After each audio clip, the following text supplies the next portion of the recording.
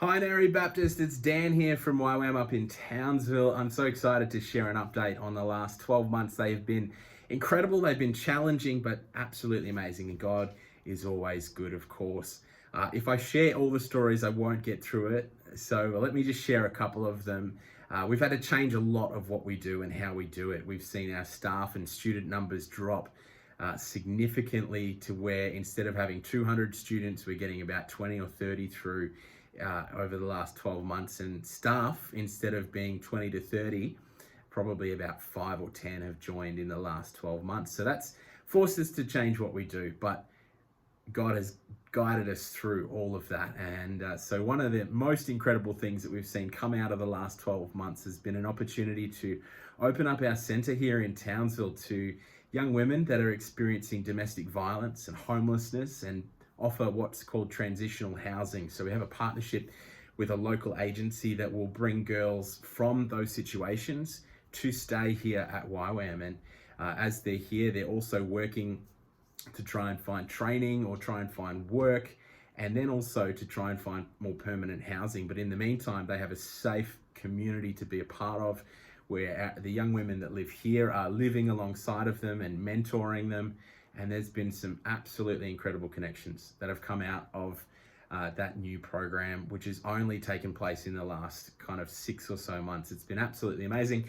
We've also seen work in PNG change. We have a new centre that has opened up there that most of our staff that would be involved in the medical ship have gone up to Pioneer, and that's still forming, but we're running a DTS and a health school up in Papua New Guinea.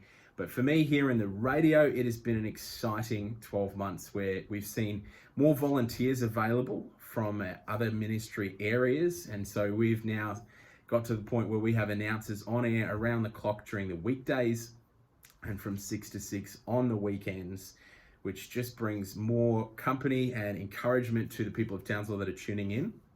And I didn't know that people listened to the radio regularly late at night, but one story of a family that did, and this was shared with us just a couple of months ago, of a woman who, her and her husband have had this very interesting journey with faith, where she's a Christian and has been for a long time, and he isn't, or he wasn't, and he was really not open to talking about faith. And she would go and turn Live FM on in their car and at home, and he, as soon as he was there, he'd just go ahead and switch it off. And so they weren't really getting anywhere with having these conversations of faith. But he received a terminal cancer diagnosis a little while ago, and she said that after that, she was even more determined to try and have these conversations with faith with her husband. And so she said that one of the ways she kept at was trying to bring the radio into wherever he was. And eventually he didn't turn it off. He got to the point where he was leaving it on overnight and hearing some incredible content. Late at night, we play Focus on the Family and Joyce Meyer and some really encouraging speakers that challenge you in faith and to consider faith. And she said that he would engage and listen and then talk about it with her. And they were having these open conversations about faith.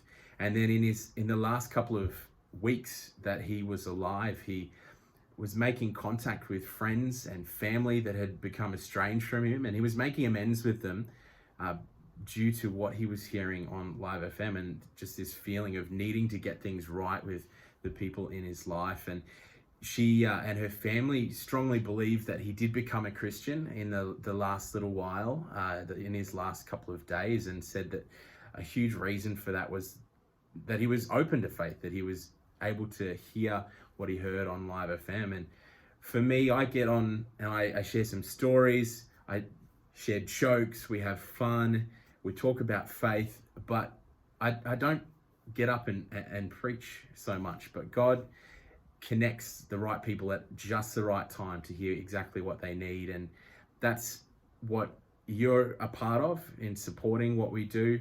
And it's just such an amazing thing to think that we can do what we do, but then God goes and adds to that. He brings the supernatural element to what happens, and lives get changed. And thank you so much for supporting us to do this and for your prayers. It means so much for us to be able to continue to do what we do with the support of Nari Baptist. So thank you, and I hope you enjoy some other amazing stories from people coming out of this church. But thank you so much. Have a great day.